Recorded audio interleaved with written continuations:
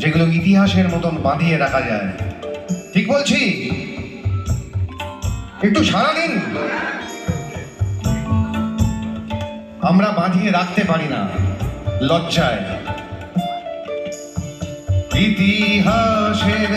उत्तम मंच में talented singer lyricist Sanjay Chattopadhyay द्वारा आयोजित म्यूजिकल शाम माई वर्ड्स माई सॉन्ग्स में संगीत प्रेमियों ने एक यादगार अनुभव लिया।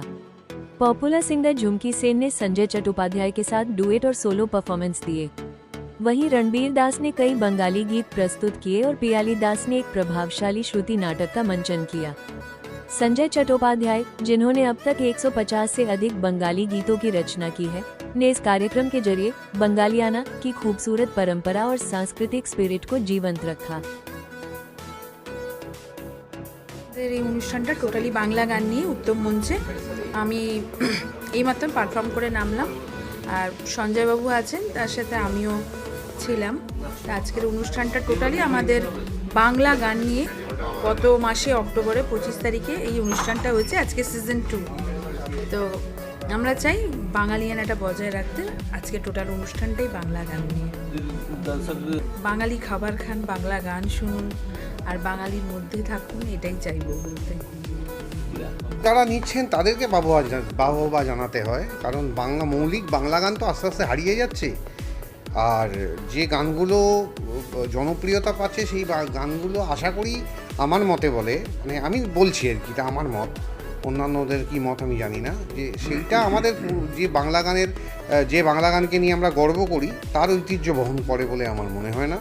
এবং যে গান এত জনপ্রিয়তা পাচ্ছে, এই যে চটকা গানগুলো, এগুলো জনপ্রিয়তা পাচ্ছে ঠিকই, কিন্তু আপনার আমার ঘরের ছেলে মেয়েদেরকে যখন গান শেখাতে যাব, তখন নিশ্চয়ই সেই গানগুলো আমরা শেখাবো না। যে গানগুলো শেখাবো সেগুলো ঐতিহ্যপূর্ণ গানই শেখাবো। তো সেই দিককে তাকিয়ে আমরা বেশ কিছু শিল্পী, বাংলা গানের শিল্পীরা নিজেরা গান তৈরি করছি, গাইছি। সেই লড়াইটা আমাদের দীর্ঘদিনের, আজও পর্যন্ত আছে, আগামী দিনেও থাকবে।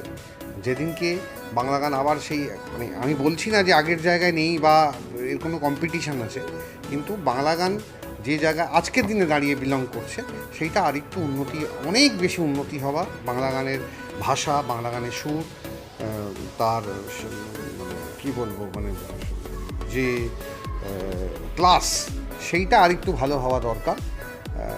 এবং সেইটার জন্য যারা উদ্যোগ নিচ্ছেন, আমরা তাদের সঙ্গে আছি, সহযোগিতার হাত বাড়িয়ে দিচ্ছি।